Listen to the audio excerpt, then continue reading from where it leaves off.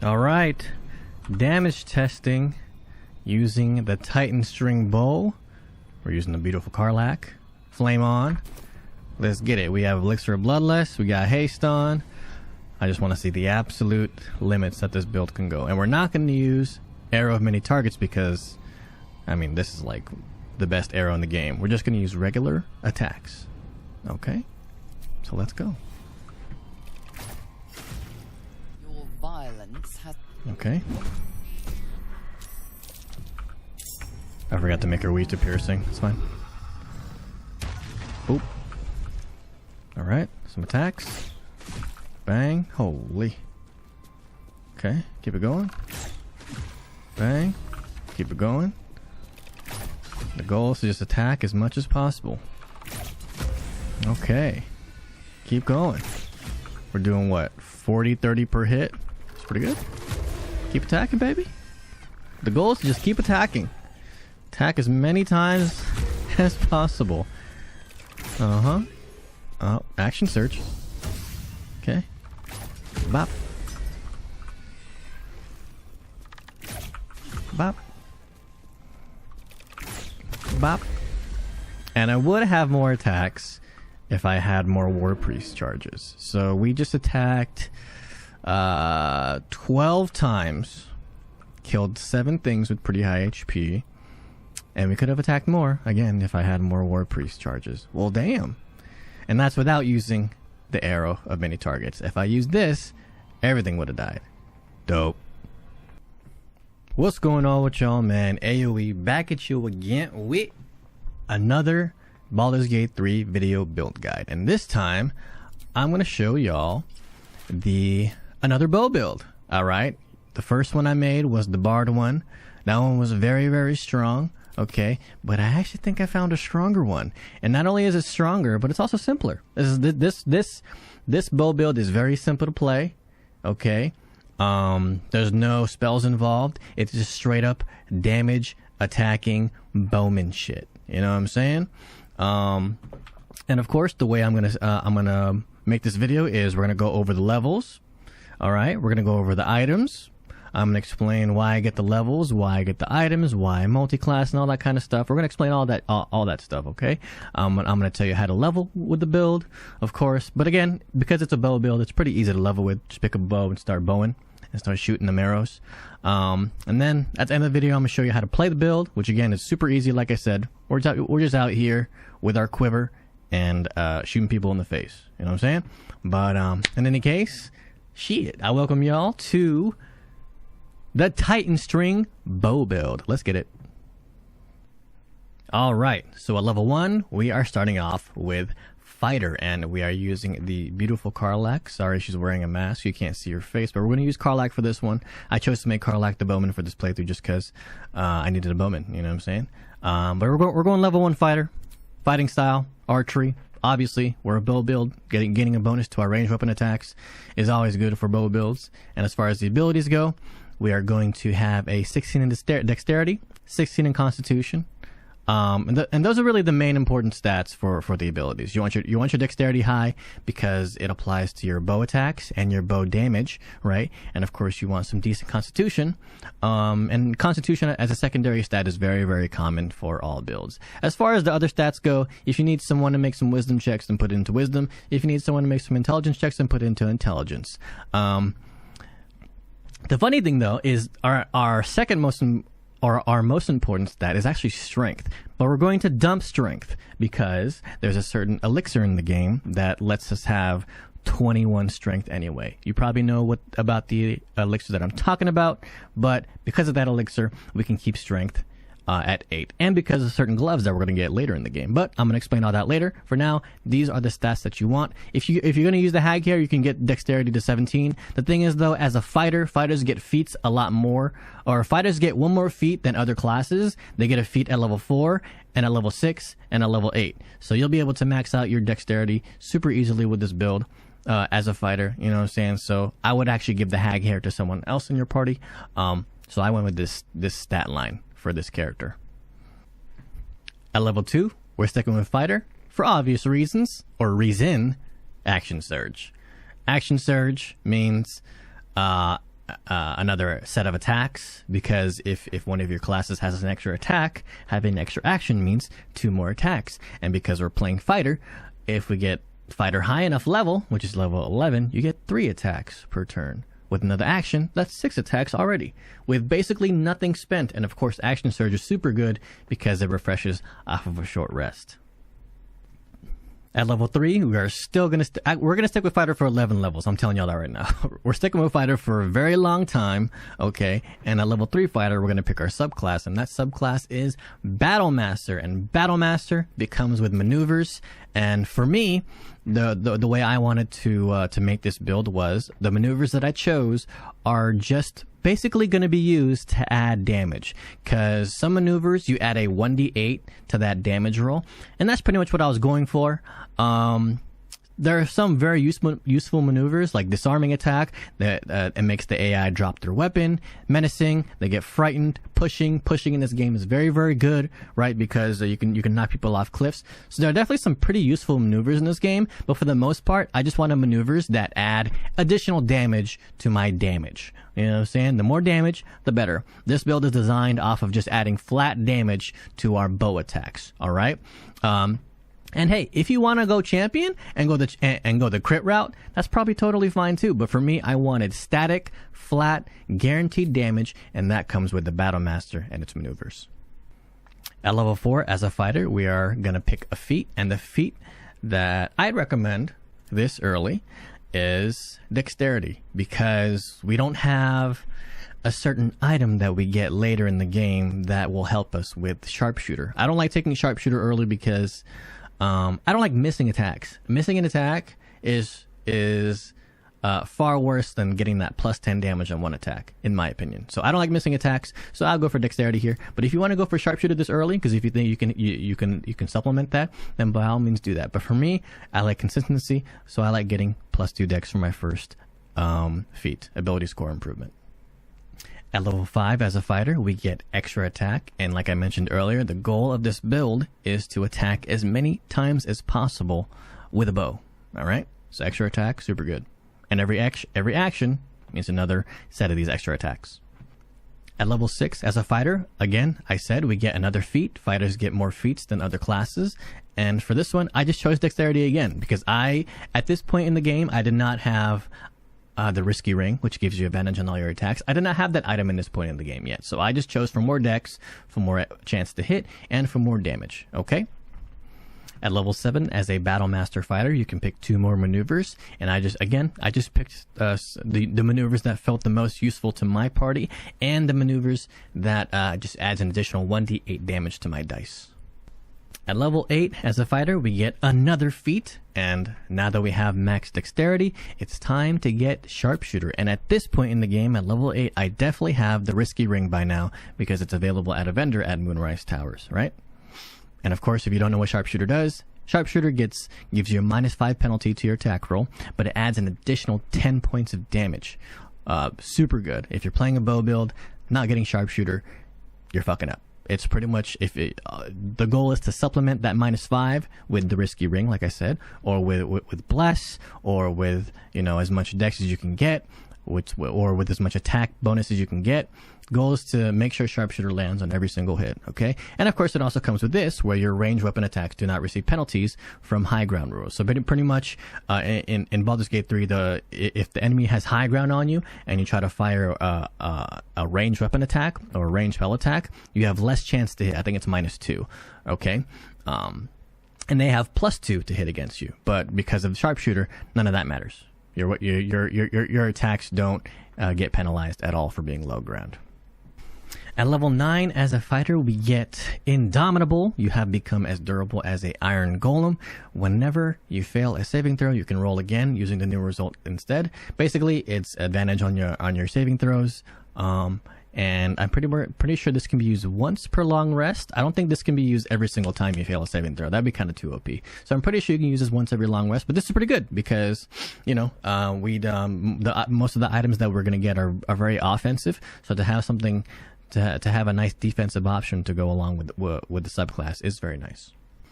At level 10, as a Battle Master Fighter, we get improved combat superiority. Now our superiority dice do an extra 1d10. So it went from 1d8 to 1d10, and that is on top of your damage that you're already doing. Pretty good. And of course, the maneuver, just pick the ones that you found useful. Also, if you feel like you're not landing your hits, you can always get precision attack. I wouldn't use this though, but if you need help landing your hits on a high AC character such as Raphael, who has crazy high AC, then precision attack is like you can add that 1d10 to your attack roll. So it's pretty useful. But in most cases, I just like doing damage. And of course, as a level 11 fighter, we get the best thing about this build, and that is improved extra attack. Improved, that means you can attack 3 times now for 1 action. And because we have action surge, that's 6. You add haste on top of that, that's 9. You add an elixir of bloodlust because you're probably killing something in 9 attacks, that's 12 attacks per turn. But we're not even done there. We can actually attack more because of the last multi-class step that we're about to do. Alright? Alright, and at level 12, our last level, we're going to take 1 dip of War Cleric. So we're going to Cleric, and the subclass we're picking is War Domain. And that's basically for one reason, okay? That's because it comes with War Priest. When you make an unarmed or weapon attack, you can spend a War Priest charge to make an additional attack as a bonus action. So, basically the reason why we're taking 1 level into War Cleric is because we get our 13th attack as a bonus action, okay, with this. That's the main reason why. The goal was to get as many attacks as possible, and attacking 13 times in 1 turn sounds pretty crazy. Okay, and I think you only get 1 or 2 or 3 charges of this, but again, things will die very, very fast if you're playing a build like this, on top of your spellcaster and all that kind of stuff. So that's pretty much the only reason why we take War Domain Cleric. The cantrips don't matter. I just chose Light, Guidance, and Resistance because they're useful. And I chose the deity Grumsh because they're God of War, which this build kind of is. And for spells, I just chose very good spells that might be useful, like Sanctuary, which make you untargetable after you do your 12 attacks. Command, a non-concentration, very, very good spell, and basically stunning the enemy for 1 turn. And Healing Word for a bonus action, just because Healing Word is also is good sometimes. But for the most part, you're not going to be using any of these. You're going to be using all your actions and bonus actions on attacking the enemy. And now, let me show you all the items that I use to make this build as strong as it is. Alright, just like all my other video guides, I'm going to go by each item, top to bottom, 1 item at a time. I'm going to explain why I use it. I might explain where to get it if I remember. Sometimes I forget. But yeah, all these items are pretty damn good for this build. So let's start it off with the helmet. Mask of Soul Perception. Gain a +2 bonus to attack rolls, initiative rolls, and perception checks. I basically use this mask for the +2 to attack rolls and +2 to initiative. I want to make sure I go first with this build. Why? Well, you're attacking 13 fucking times, so you can probably kill a few things before they get to act. So that was the goal of this, and of course with my dex so high, I was able to get dex at 22, by the way, because of the Mirror of Loss in the House of Grief in Act 3. You can +2 to any stat in there. Go in there, get that done. But yeah, I like this hat. You can get this hat from the upstairs. Hellsick is going to have it in one of those chests, either in her room or in the portal room. One of those. It'll be in one of her chests. You can loot it in Hellsick's upstairs at the Devil's Fee. Some other good options are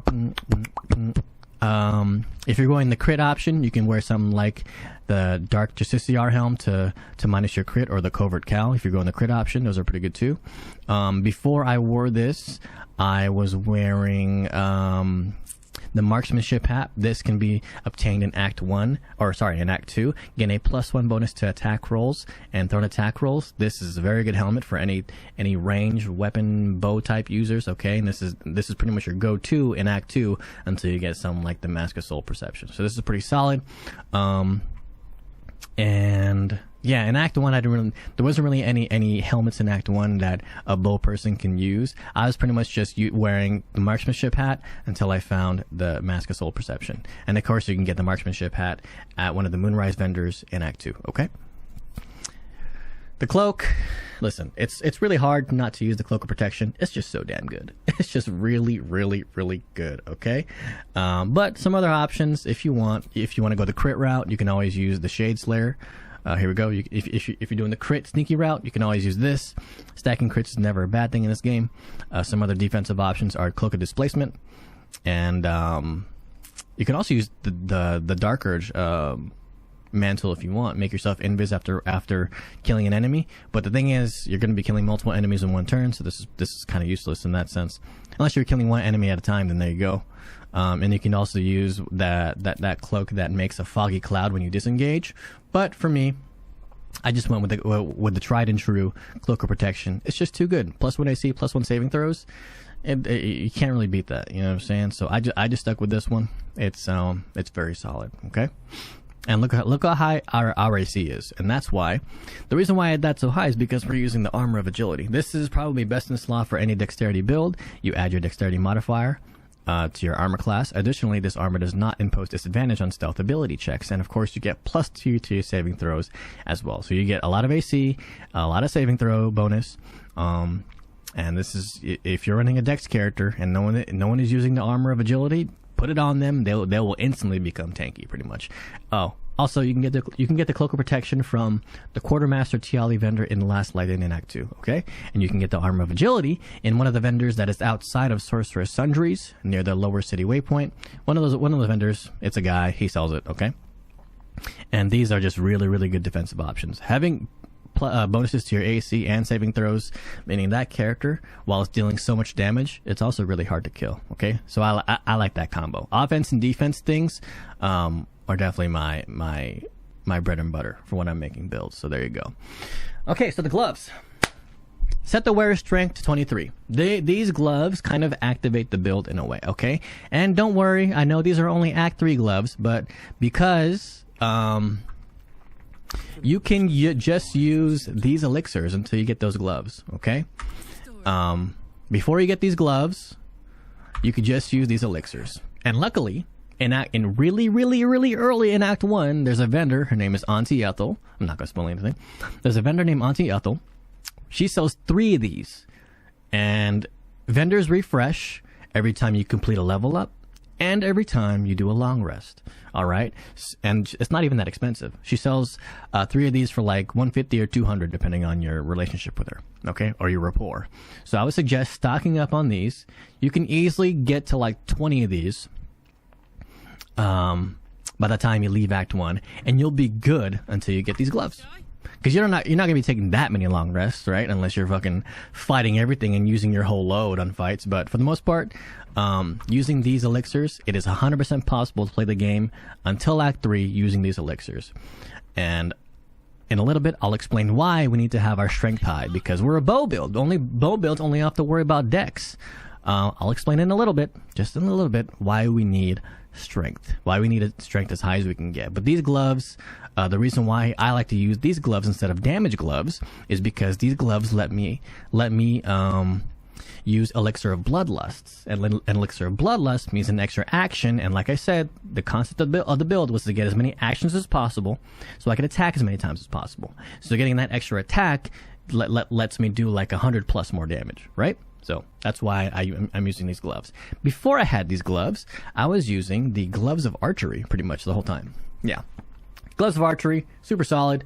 I would just use these, throughout the whole game. You could also use the Helldust gloves for a little bit more damage, or the real Helldust gloves. But for me, I just use the Gloves of Archery for a while until I had these gauntlets of Hellstride Strength, which I will explain why we need strength for this build in just a little bit. Give me a second, okay? As far as the boots go, again, tried and true. I wear these for every build pretty much. It's really hard to find better boots than these. It comes with a Misty Step that refreshes off of a short rest, by the way, and you can't be enwebbed, entangled, or ensnared, and can't slip on grease or ice. All right? Oh yeah, you can find these gloves at the House of Hope, Raphael's home in Act 3. There you go. But you probably know where it is. It's going to be in one of the altars. You can find these boots in Act 2 at the Grimforge by either letting Nier die or killing Nier after you release them from the boulder thingy. Okay? You know what I'm talking about by saying that. But yeah, let's go down to the weapons. So these are just stat sticks, right? Because we're a bow build, these are stat sticks. For the first stat stick, for the first on my main hand, I'm wearing the knife of the Undermountain King. Yet again, another very solid stat stick item that most builds are probably using. Okay, the wielder scores a crit when rolling a 19, so -1 to crit. And of course, when we roll 2 damage or less on our damage dice, we reroll the dice. So we're pretty much doing max damage every hit. Okay, or a good amount of damage. But again, this is just a stat stick, okay? And you have advantage on attack rolls against lightly or heavily obscured targets when using this blade. I think that only applies to melee damage, I'm pretty sure. But the advantage on attack rolls doesn't matter anyway, because we're getting advantage from this ring over here that I'll explain in a little bit, okay? One item at a time. The next stat stick we're using is the Rhapsody. Gain a +1 bonus to attack rolls, damage, and spell save DC for every foe you slay up to a maximum of +3. Possibly inflict bleeding when hitting a creature with this weapon while hiding or invisible. Now, of course, the first line of this weapon is why. For me, I love this. I put this on every build that that needs a melee stat stick that is proficient in daggers. This is just so good. First of all, getting a +3 to your attack rolls and damage alone is really, really good. And if this was one of those ranger builds, that +3 spell save DC can apply to your ranger stuff too, like Spike Growth or Ensnaring Strike, right? So the Rhapsody to me is one of the best, if not the best, stat stick in the game, because it gives more chance to hit and more damage.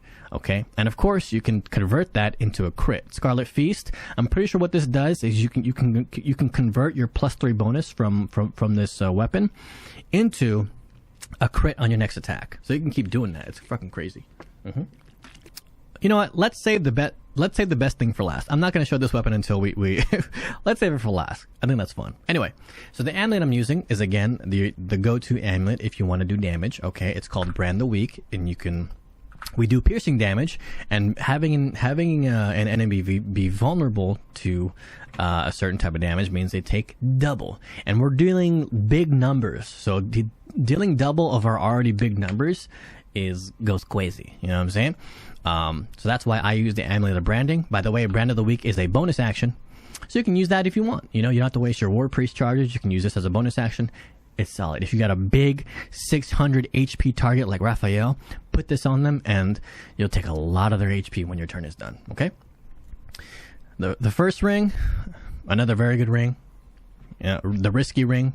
I think if you're running a sharpshooter build, not using this ring is like a mistake, just because it's okay having disadvantage on saving throws because you're a ranged build. It's going to be really hard for them to get to you, right?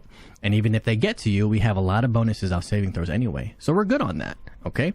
So risky ring, obviously we want to use this to get advantage on our attack rolls. Getting advantage on our attack rolls is what we want. We want that all the time. And of course, you can use greater invisibility on yourself. There are other ways to get advantage, but this is the most consistent way without using too many resources. This only uses 1 ring slot, and it's all good, right? The other ring is the Caustic Band, and this just adds an extra 2 damage. If you want to use a more defensive ring, like Ring of Protection, to get even more tanky, you can do that too. But I like adding as much damage as possible because I like, pushing that limit just to see how much damage we can do, right? But use whatever you want, but for sure you want the risky ring. Also, I keep forgetting I keep forgetting to tell you guys where to get the items. Okay, so the Knife of the Undermountain King and the Amulet of Branding can be found at the Creche, at the vendor. Boom. The risky ring can be found at the Moonrise vendor, Araj Oblodra. Boom. She's like the 3rd vendor. The Rhapsody can be found by dealing with the whole Khazadar vampire Astarion backstory. After you kill him, loot it off his body, boom. And the Caustic Band ring can be found super duper early in the game. Underdark, My Kind of Colony. I think one of the vendors are solid on there. Either the girl or the blurred guy. One of those. Okay, so now it's time to show y'all what the build was built around. The weapon that I'm about to show you guys is why we're doing this build in the first place. Alright? Boom! Titanstring Bow. This weapon deals additional damage equal to your strength modifier. So that means it stacks on top of your dex. And I was like, okay, so if I can get my strength high enough, that basically doubles the damage and if I attack a lot of times per turn, that'll stack. You know, that'll like add on. That's a cumulative, right? So I took this bow, which you can get super early, by the way. You can get this in Act 1. You can get this... well, actually, you can get this 2 times. There are 2 ways you can get this bow. One is in Act 1, at the Zentarium basement. If you give them the shipment, they'll reveal this bow. Okay. They have like a secret stash or a secret shop. If you give them the shipment that they want and complete that quest, they show this bow and other items in their shop. Or, if you missed that, it's okay, because you can get it early, super early in Act 2, off of Lady Esther, the vendor, just before you get to the creche, right? The lady that wants the Githyanki egg. She also sells this bow, along with other good items, okay? So yeah, don't worry if you missed it. There's a couple ways that you can get this bow. But I saw this bow, and I was like, okay, shit, because there are ways to manipulate your stats in this game, especially strength, I was like, maybe I'm onto something. So I played a whole playthrough testing that. Okay? And of course, I told you guys how I got my dex up there. I just used feats. I just used ability score improvements, and I used the Mirror of Loss to get my dex 22. So now that's a +6 to my attacks. And our strength is from our gloves. Another +6 to our attacks. So that's +12 damage we're adding to each and every single one of our 10+ attacks. Crazy, right? And that's not including our superiority dice, right? That's not including sharpshooter damage and other effects. Caustic Band. So I just added a bunch of ways to add damage and to add additional attacks to my turn, and I created this monster. This is definitely one of the best bow builds that I've played. And like I said, in the video, we didn't even use arrow of many targets. I don't have the footage, but the reason why I have so little arrow many targets is because I used them in the Raphael fight. In one turn, in the first turn, this character was able to kill most. There was like, let's say there were 10 creatures in the Raphael room at the start of the fight. This character was able to kill 8 of them in the first turn with using arrow of many targets in the Raphael room, bro. Leaving only Raphael and Yerger to fight. So yeah, this is a strong ass character, dude. Okay. Another bow build I want to work on is a bow build dedicated using the Deadshot. Do I have that on me? I do. The number you need to roll a crit, boom boom, and the wheel that doubles their proficiency bonus when rolling range attacks with this weapon.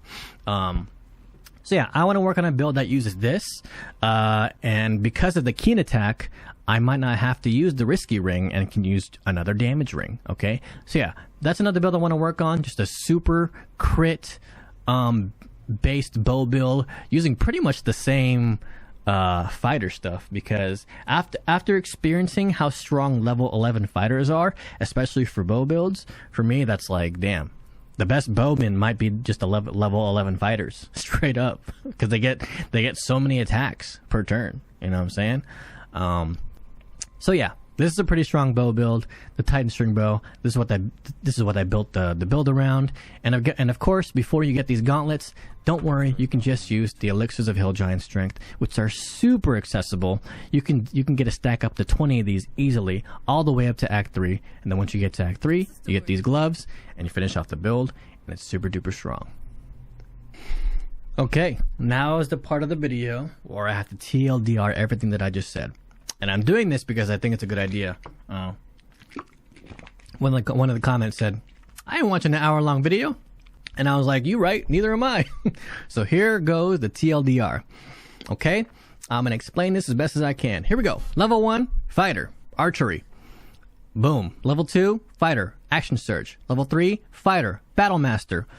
Pick the maneuvers that add extra damage. That's all we care about. Level 4, Feat. Ability score improvement, +2 dex. Level 5, extra attack. Fighter again. Level 6, still sticking with Fighter, and the feat that I picked was ability score improvement, +2 dex. Now our dex is maxed. Boom. Level 7, Fighter. More maneuvers, I think. Level 8, the feat. Now it's time to take Sharpshooter, because at this point in the game we have Risky Ring now. Level 9, Fighter. I think more maneuvers, or Indomitable, one of those. Level 10, Fighter. I think our maneuvers now deal 1d8. Crazy, even more damage. Level 11, last level into Fighter because of improved extra attack. Now we attack 3 times per per action. And so we want to stack actions as much as possible with haste, elixir of bloodlust, action surge, all that type of shit. Okay. And the last level is into war cleric, so we can get the last attack on our bonus action even. Okay. So there goes the levels. Here goes the items. Helm, Mask of Soul Perception, to get a +2 bonus to our attack rolls. But if you don't have this, you can just use the Marksmanship hat. That you can get in Act 2. You can get this one in Act 3 in Hell 6 upstairs in her room, I think, in one of the chests. But yeah, if you don't have this, you can just use the Marksmanship hat. That's fine. The Cloak of Protection. You can get this from Last Light Inn, Act 2, Quartermaster Tiali Vendor. And this is just best in slot for pretty much any build. Armor of Agility. You can get this outside of one of the vendors in Sorcerer's Sundries. One of those vendors, there's like 2 vendors out there that are super close to each other. But before this, you can use the Wanti Scale Mail. That's really good too, and that can be obtained in the Last Light at the Quartermaster Tiali vendor again, which is pretty much -2 AC from this and -1 saving throw from this. So it's second best. I think I have it too. The Wanti. Yeah, you can use the Wanti until you get the Armor of Agility. Wanti is Act 2. Armor of Agility, Act 3. The gloves, Gauntlets of Hill Giant Strength. This activates the build. Okay, this kind of lets us use the Elixir of Bloodlust and has us stop using the Elixir of Hill Giant Strength, and it sets our strength to 23. And of course, it synergizes well with the bow, because the bow damage scales off of strength as well as dexterity. Okay. And before you use these gauntlets, you can just use Elixirs of Hill Giant Strength, and you can just use the Gloves of Archery. All the way. Okay. For the boots, Disintegrating Nightwalkers. Oh, you can get these gloves in House of Hope, and you can get the archery boots as early as Act 1, if I'm not mistaken, at the freaking at the Goblin Camp vendor. Crazy early. The boots, Disintegrating Nightwalkers. This is just one of the best boots in the game. Top 3 boots in the game easily. Okay, it comes with a short rested Misty Step, and you can't be enwebbed and all that kind of shit. And you can get this off of Nier by either letting them die from the poison or defeating them after letting them roam free. Okay. Stat stick. First stat stick, knife, can be obtained from the Kresh. Lowers our crit chance, and of course, it lets us do more damage, rerolling the dice. Second stat stick, Rhapsody, can be obtained in the Vampire Saga. You know, with the freaking Khazad-dûr dungeon. You'll find it. And you get a +3 bonus to attack rolls and damage. And you can convert that into a guaranteed crit on your next attack. Crazy. Amulet, you can get from the Kresh. It makes a target vulnerable to, you want it vulnerable to piercing damage because your arrows are doing piercing, and they take double your piercing damage. And because our damage is so high, we're doing like upwards of 50+ damage if they're branded. So crazy there. Risky Ring, Moonrise vendor, what the fuck, whatever. Her name is Araj Oblodra. And I would advise keeping Astarion alive, by the way, because she gives a little extra quest to get a +2 permanent strength potion, which I wouldn't give to this character, but another character, sure. Advantage on all attack rolls. That's exactly what we want. We get advantage on all our attack rolls without spending too much resources. This is a super good ring. And the disadvantage on saving throws is bad, but because we're a ranged character, we're not getting hit that much, and we have so much saving throw bonuses from our other items, so that's all good. The last ring, Caustic Band, extra bit of acid damage. Pretty much that's what we want, as much damage as possible. Where you can get this, Underdark Myconic Colony, one of the vendors sells it. Okay, and of course the best item in the build, the item that the build is built around, a Titanstring Bow. This weapon deals additional damage equal to your strength modifier, and I mean shit, it's why we have our dex high and our strength high, because the damage counts for both, and that's why the build is so strong. The concept of this build was to build it around this bow, and I think we did that exactly, and we pushed it to its limit. Not only does it do a lot of damage, but our AC is so high because we're using Armor of Agility, Cloak of Protection, all that good stuff, man. All right, and there we go, y'all. Thank you guys so much for watching. I truly appreciate it. If you guys liked the video, if you guys like the build, go ahead and leave a comment, like, subscribe, all that good algorithm stuff. And people, I know I say algorithm stuff, but it actually matters. You know, all those clicks. YouTube is very, very strict about analytics and all that kind of stuff. So any type of clicking, any type of leaving a comment, any type of liking the video, that shit actually super helps the channel, and I would truly appreciate that, because I love playing games. I have been for many, many years. And making content for the games that I love playing is just a nice little cherry on top. You know what I'm saying? So go ahead and do all that supportive shit. And of course, I'm trying to make as many builds as possible. I think the next build, the next video is going to be the best items in Act 2. It's already completed. I just gotta wait for Wednesday. My plan is to upload every Monday, Wednesday, and Friday, just cause, you know, that feels consistent enough. And I would upload every day, but I don't want you guys to get sick of me too early. You know what I'm saying? But yeah, as far as streaming, I don't think I want to stream, at least not just yet. Maybe if these videos keep doing well and people actually want to watch what I do in the game, because I actually am going to start. I just finished another playthrough. That's why I have Cleric in my party, but I actually do want to start another playthrough, because I just learned Astarion gets crazy bonus damage as a vampire ascendant.